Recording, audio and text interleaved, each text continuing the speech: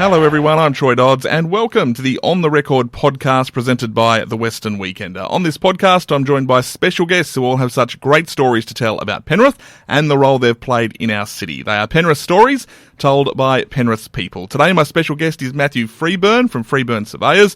The Freeburn name is synonymous with business in Penrith and dates back generations.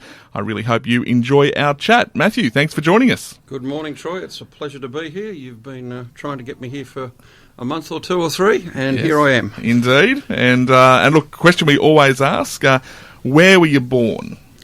I was born in Sydney at George V Hospital near Sydney Uni in 60 years ago, in 1961. All right, and so then your family had a long history in Penrith, so were you in Penrith from that time, or your family living in Sydney at that time? I am fifth generation Penrith person, my children being sixth generation, and I don't think you'll find too many other families that can say that about Penrith. So yes, whilst I was born in Sydney, my parents were living in Penrith at the time, and my first night out of hospital would have been in good old Penrith, and probably my last breath on this earth will probably be in Penrith. Now, you mentioned going back 6 generations, so the first Freeburn to arrive is 1801, I think? That's correct. Yeah. There was a Thomas Freeburn who apparently was a fairly naughty boy, and at aged 18 he arrived as a convict from what my father always assumed we were Scottish, but in fact we are Irish, after we did a bit of digging and soul-searching.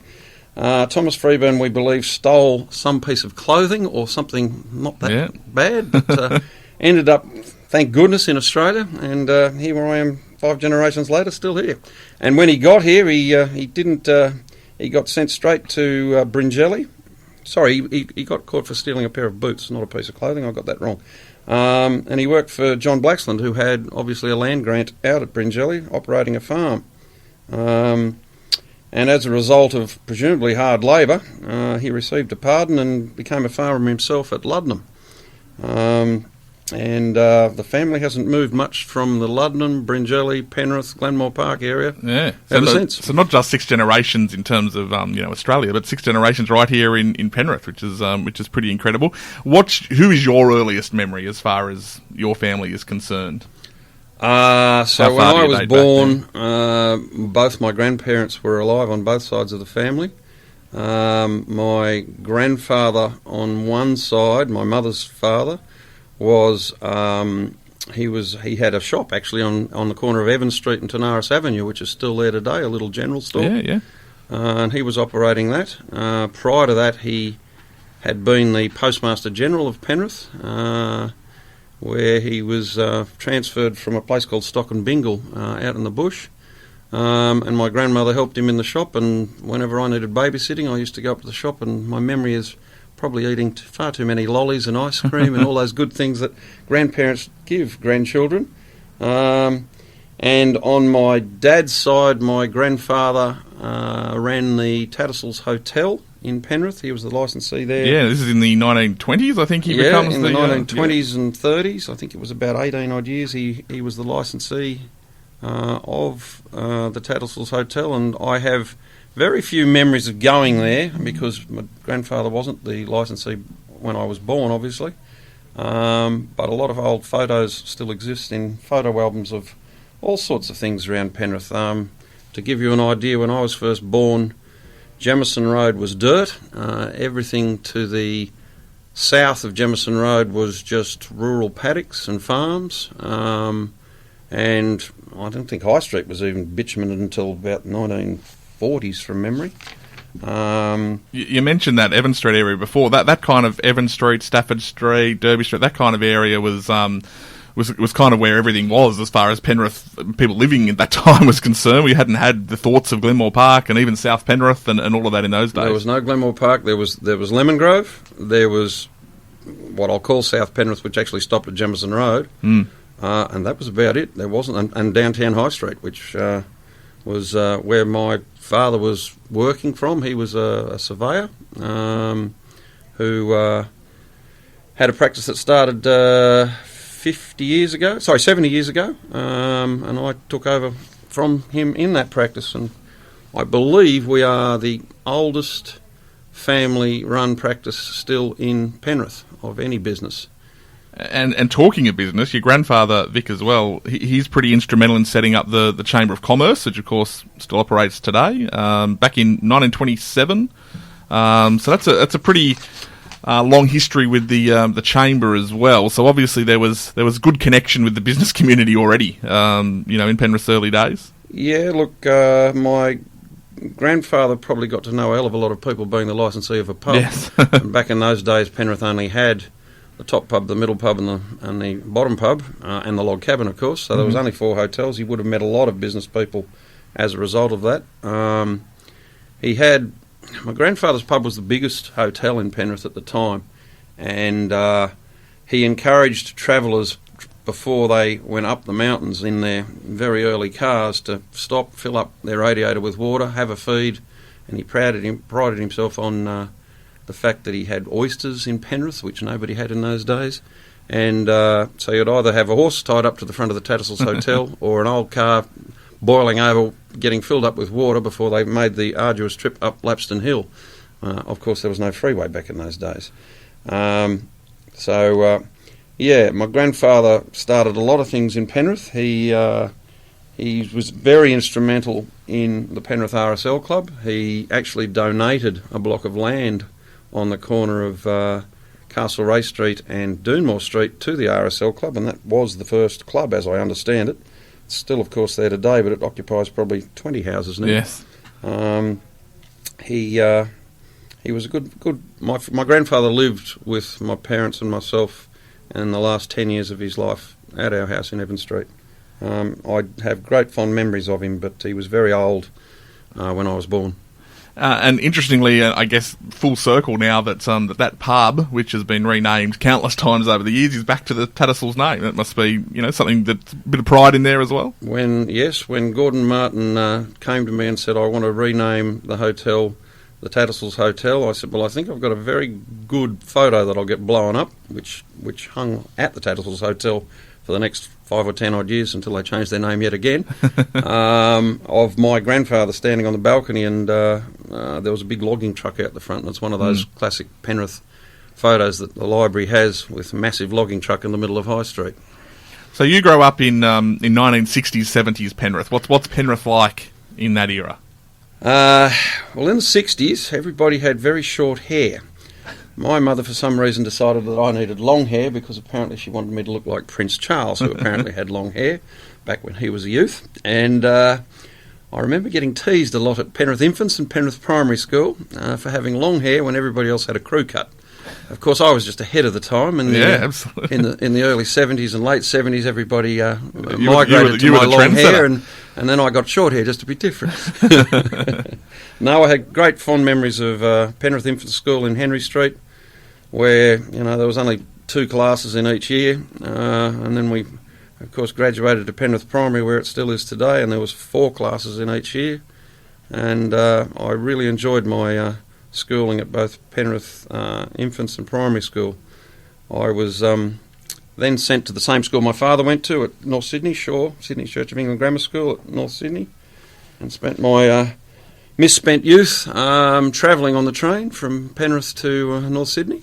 But I soon returned to Penrith as soon as my studies had finished. I enjoyed a few years in Paddington at the end of school, and a year in Gladesville, and then apparently that was throughout university where I studied surveying, and then my parents politely informed me that I needed a real job and I needed to come back and start working in the family firm, which I had done in school holidays and uni holidays for many, many years. And of course that family firm, which opened in 1951, was originally on High Street, 344 High Street. What is that today? That's 344 High Street at the moment is Rain and Horn Commercial, and another real estate agent, Star Partners, I think it is, downstairs. My father had the office upstairs, and downstairs was Lamrocks Solicitors, another very old still around firm today that's too, yeah. Still around today, but not operated by a family member. And I always remember he had an intercom. I'd never seen one before, that he could let people in from downstairs. Yeah. It was one of my very first memories of going to his work was seeing an intercom work, because I'd never seen one before. And incredibly, in the last 60-odd years, the business hasn't been that far from that location in its entire existence. No, we moved to on top of what used to be the Jet Dry Cleaners, now just still the Dry Cleaners in Castlereagh Street, upstairs again, and then my father had the foresight to invest heavily in property around Penrith, and he decided he was going to buy which was the Masonic Hall across the road from where our business was above the Dry Cleaners. And he bulldozed the Masonic Hall and a house next door to it and built the building that we're currently in today. And while that was happening, we moved very briefly to Lawson Street next to John Bateman's office for about a year and a half while Surveyor House was built. And I've been in Surveyor House now for, I think it's 32 years. You mentioned the real estate side there. So these days, of course, property investment, or particularly in the last sort of 10, 20 years, is a bit of an aspiration for a lot of people. But you mentioned your parents were very into property investment back then. They were very much aware that that owning real estate was a key to success. Yes, my dad, when he first started off, had virtually nothing. My grandparents lived in Glenbrook at the time when they were running the Tattersalls Hotel, and as soon as my dad returned from World War II, he started the business, and as soon as he had a spare dollar, he would buy a property somewhere. A lot of them were in and around Penrith. They were usually in flood-prone areas or out in the middle of nowhere full of jungle. And he loved his seafood, and he used to travel up and down the north and south coast. And if you could find a property on the outskirts of a town that was possibly going to get rezoned within the next 5 or 10 years, and it was usually a rural farm or something, he would try and buy it cheaply. As I said, it was usually flood-prone or had something wrong with it, which is why it was cheaply. And he'd hopefully wait for it to be rezoned. And a lot of those properties never got rezoned. They're now environmental protection zoned, and they were disasters. But he did have some success in Woolgoolga, Ballina, and down the south coast at Maruya. So do you remember him as a pretty shrewd businessman? Was that what he was like, or was he just more wanted to pounce on opportunities as they No, look, my up? dad was a bit of a salt of the earth.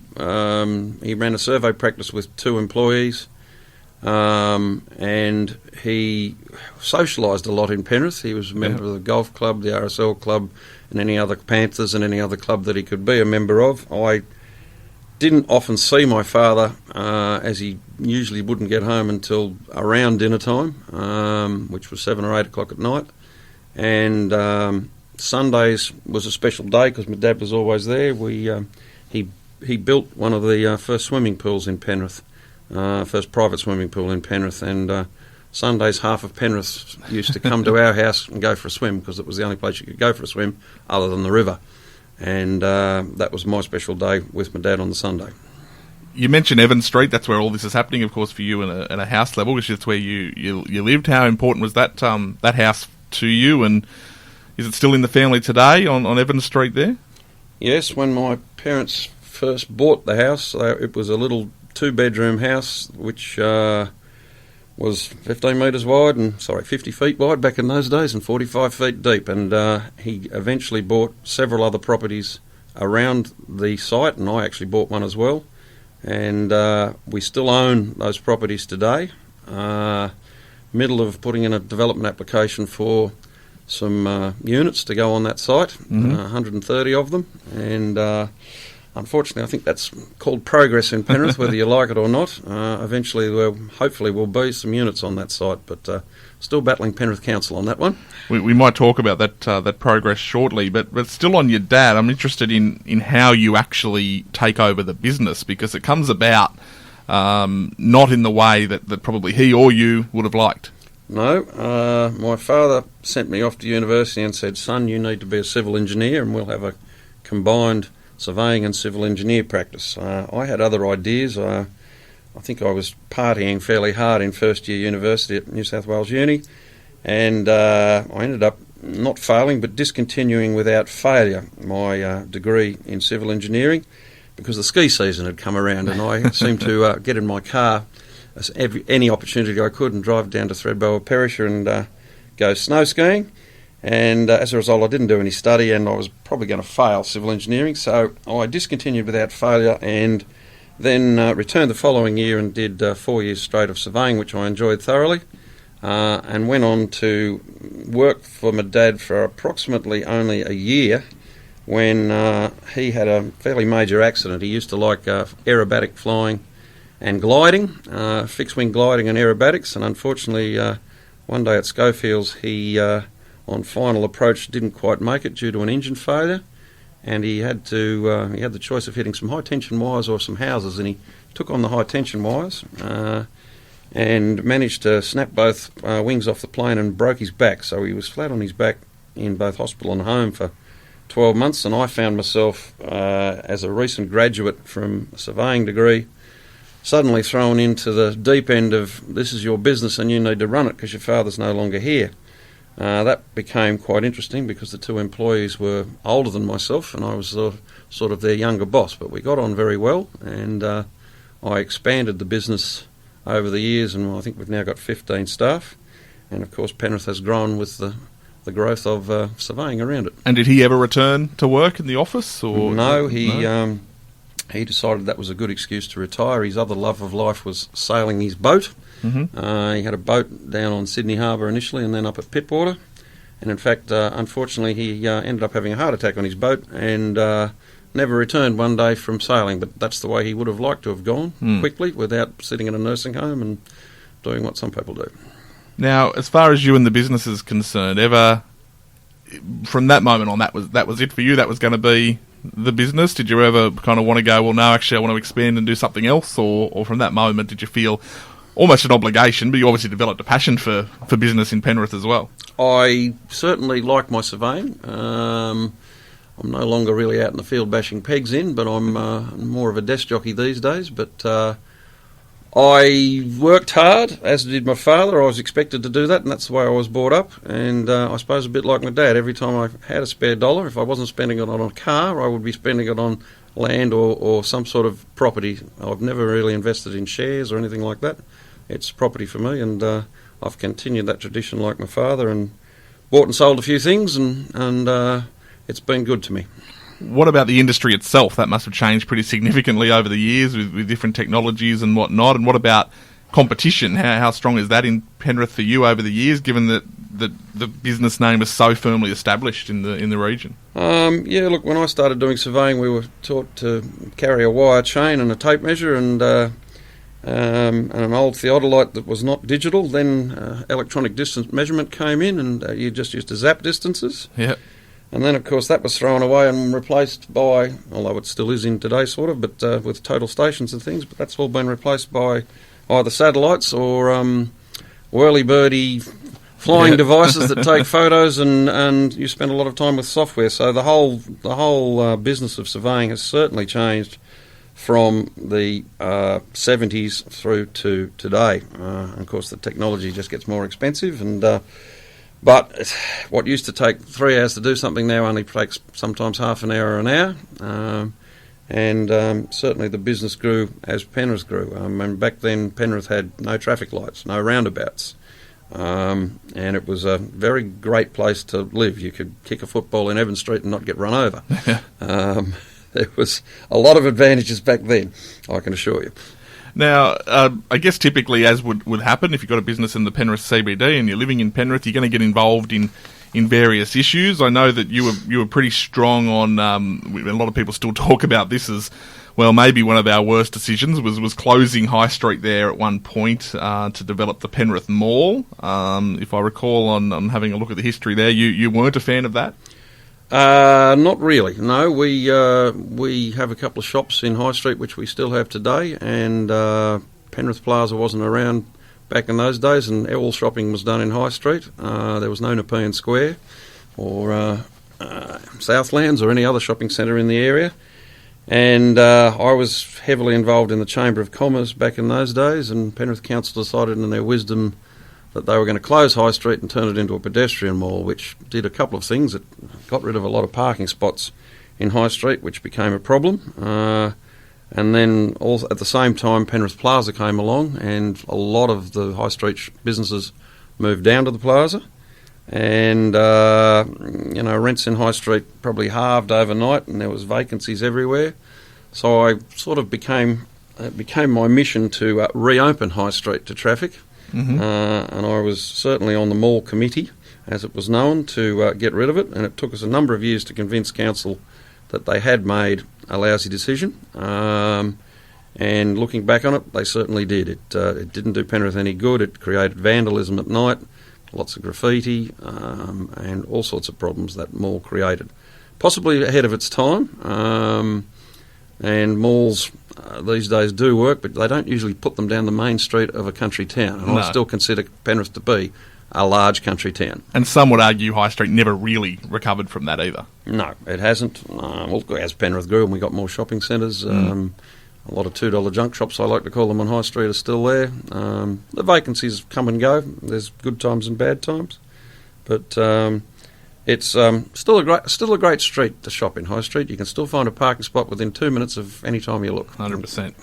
Now, you talk about progress before, and a lot of people, this is probably the number one issue that people bring up in Penrith, that they do get nostalgic and whatnot. As someone who's lived here all of your life, since the early 1960s, how do you feel about that? Do you feel nostalgic about it and want to protect it, or do you accept that, hey, progress has to happen? What can you do? You've got to accept these things, and unfortunately, you're going to lose history as part of that. I'll put my surveyor hat on and say, look, Penrith has to grow the way it has grown. It will end up looking like Parramatta within 10 to 15 years, I believe, with high-rise everywhere. The zoning's already there, but no developer's willing to push the green light and start building multi-storey towers with residential in them, in the High Street area I'm referring to now. As a surveyor, I think it's a good thing. It has to happen. It's going to happen whether I like it or not. As an old Penrith guy that's been around and seen it all, I find it a little sad that what used to be a nice little country town where everybody knew everybody is now a large city that's got various pockets of CBDs, Glenmore Park Shopping Centre, all the different shopping centres, of course. And look, that's progress, and it has to happen. I think probably for the better. Penrith's got so much more to offer now than it used to have in the 70s and 80s, but life's a little more complicated now. Indeed. Now, one thing you can do, though, to keep that going, I guess, and to keep that community feel, is to have a good lunch. Now, I know you're a fan of a good lunch. And before we get, though, to that, I want to bring that up because I want to talk about you have seen Penrith restaurants through the years come and go, and I want to throw your memory back to some of them. Over the years, and you do love, and I've seen it as well, all around the world, you're a big fan of finding delicious places to eat, and you're a bit of a connoisseur, I reckon, in that regard. You're getting embarrassed by this, but I reckon you are. I wouldn't say I'm a connoisseur, and I'm a bit embarrassed about what we're about to talk about, but look, some of my earliest and fondest memories of food in Penrith would be to go to Cameron's Bakery at the top end of High Street. Okay. And you'd have a beautiful fresh bread roll and custard tart and whatever else I probably put into my face at the time. Adjoining Cameron's Bakery was, of course, the famous Con's Milk Bar, where you would get the best hamburger in Penrith. Generally, I was allowed this only on a Sunday night. Yep. As a special treat, and then if it wasn't the hamburger, we'd go to the Top Penrith Chinese and get takeaway from the Top Penrith Chinese. That Chinese habit probably is a little bit instilled in me now. Some people give me a nickname of Sir Lunch-a-Lot, which I don't like very much, but I believe in getting up early and going to work early, and at lunchtime you've got to have a feed somewhere. So I still like my Chinese food, my favourite restaurant being the Very Happy Inn, owned by one Vincent Wong. He's probably one of my dearest and closest friends, and you'll often find me there on a Friday for a Friday lunch with a few mates. Well, interestingly, though, you were in business in an era where that's how business got done, over lunch on a Friday afternoon, and that was just the reality of 80s and 90s, I guess, business in Penrith and everywhere. I always sort of found it strange that Penrith never had a businessman's club. And the closest thing to the businessman's club that I can think of is probably the Happy Inn. Mm-hmm. A lot of business has been done there. You'll often walk in there and there'll be 16 businessmen at various tables doing various things. But yes, I do like my food. I think we both like our food, Troy, Yes, indeed. and it shows. I like going to restaurants, and I search out the good ones, and I'm very much looking forward to the new log cabin opening, which it's got a new chef down there called Chef Gannon. I'm looking forward to his food. I've seen a bit of it on Facebook recently. Yep. But yes, I'm often having a lunch, but I'm always back at work by 3. That's my Indeed. rule. There is any Penrith restaurants in the past you go, hey, that was I'm going to put that in the top 5, and you wish it was back? None specifically that come quickly to mind. We've all been to the Pizza Huts and the Kegs and the. Yes. I'm having trouble remembering some of these restaurants now. What about the Wine Barrel? The Wine Barrel. You've been there plenty of on times. On a Thursday night, the Wine Barrel used to go off back in the day.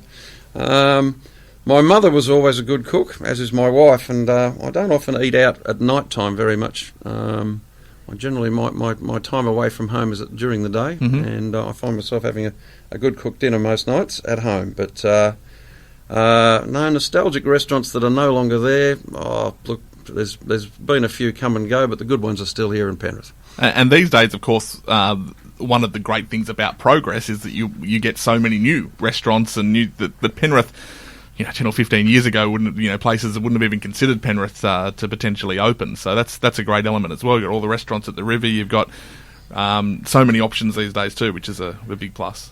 Absolutely. I like my wine as well, and I like restaurants where you can BYO, and unfortunately most of the Penrith restaurants you can't do that, but I guess that's progress, and they've got to make their profit somehow.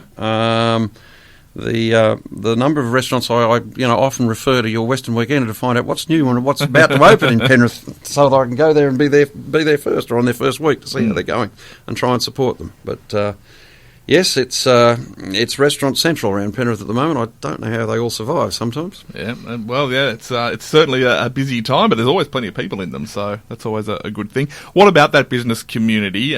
People talk about the Penrith business community being unique, and I know that can come from a position of bias because we're both sitting in it, but it does have that feel about it, doesn't it? That anyone who's down will get a hand up, and it's very much a supportive world. It is. Like there's various clubs that started in Penrith. My dad was the founding president of Apex, for instance, and there's Legacy, and there's all sorts of things like that around. But sorry, I've lost my train of thought here. Businesses, yeah. Just that business community, I guess, is the look, it's a pretty special town for that. If somebody said, name me a real estate agent, I've got 10 friends who are real estate agents. Name me a solicitor, I've got 5 friends who are solicitors. Yeah. It's hard to recommend one. The business community all know each other still in Penrith, or at least a lot of them do. That's lost a bit over the years as the town's expanded, but there's still a core group of people that still know each other, which is one of the great things I love about Penrith. Indeed. You mentioned before going home, of course, that home is now Glenmore Park, is that right? That's correct. When did you move there, and why did you decide that kind of move away from the Penrith CBD area that had been home for so long? When I first got married, we bought a townhouse in Stafford Street, and we lived there for a couple of years until we had our first daughter. We then decided we needed to get into a single freestanding dwelling, so we went and bought a lovely, beautiful home up at Lemon Grove that was built in the 1890s. Mm-hmm. It was an original railway cottage, and we put a swimming pool in there and enjoyed that thoroughly for about a 10-year period. And then we had a second child, and we decided that we would like to live on some acres, and we had some land out at the back of Glenmore Park which was zoned flood prone and nobody wanted.